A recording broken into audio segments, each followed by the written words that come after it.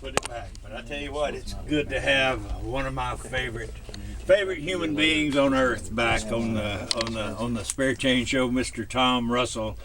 And he even brought along another fine guitarist, Mr. Thad Beckman. Welcome. Great to be here again, Larry. We're honored. Well, I was, man, when I heard you was coming to town to play the Mucky Duck again, I said, man, I got to get Tom on there. And well, we heard your show coming in this morning. We didn't come very far from the hotel, but and you had John Fulbright on. It's great that you are promoting great rootsy songwriters, man. He was really good. I tell you, he's the new guard, you know. I like that. I was despairing for a while, you know, but I thought it was only me, Leonard Cohen, David Olney, and two other guys. Both of them named Bob Dylan. And Tony Bennett. Yeah, he's going strong. Oh, he is. Sings with Lady Gaga. I mean, you know, he knows how to cross it back over. Well, as long as he don't get caught up in the Winehouse scandal, you know. Oh God, I loved Amy Winehouse. I did too. You know, I liked, and you would too. They tried to make me go to rehab. That was a great song, man. Say no. You and I have both been there. Yes, we have. Can't make us go. Lordy, I tell you. Make me go to rehab. I said no. Man, I love that. Yeah, it's a beauty. Man, you got a brand new CD out. Yes, sir. Masabi?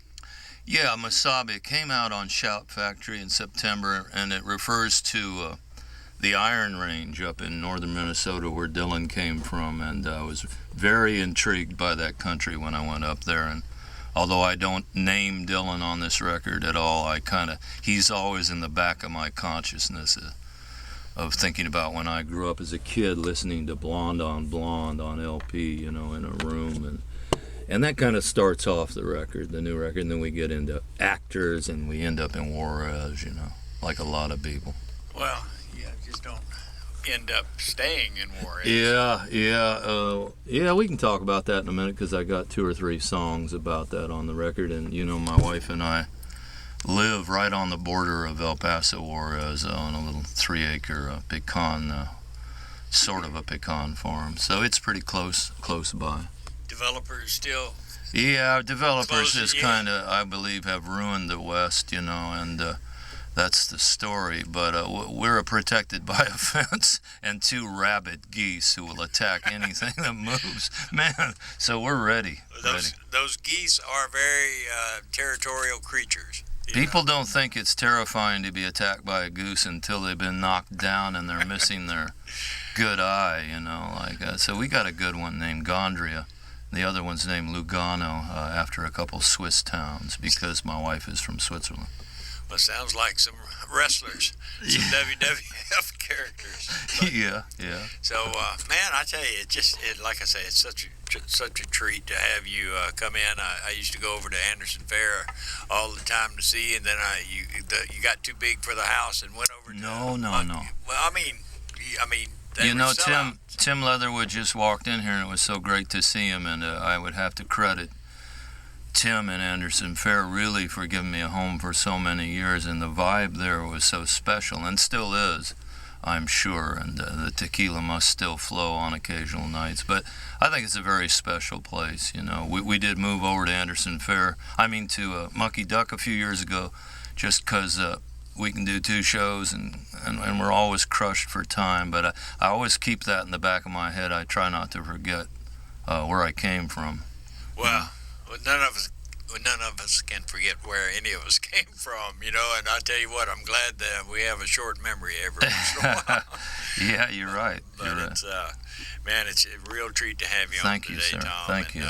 And this new CD is Why God Created Border Towns is one of my favorite ones. Oh, I was so happy to write that with Augie Meyer, and Augie, my wife, much younger than me, but as a kid grew up listening to the Texas Tornadoes, Augie and Doug and Flacco, and she knows more about that stuff really even than me, although Doug and Augie are friends. Augie's a friend, and we miss Doug. But Augie came over to our house in El Paso about a year and a half ago, right before he had his big operation, thank God, that saved his life. And he sat down at this old funky grand piano I have in the front room, and he played 2 or 3 hours, and it was stuff I'd never heard him play.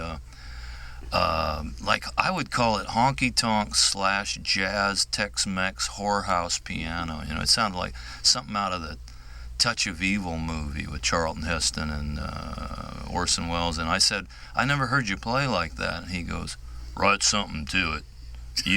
You all got a soulful house here. You go on and write something to it.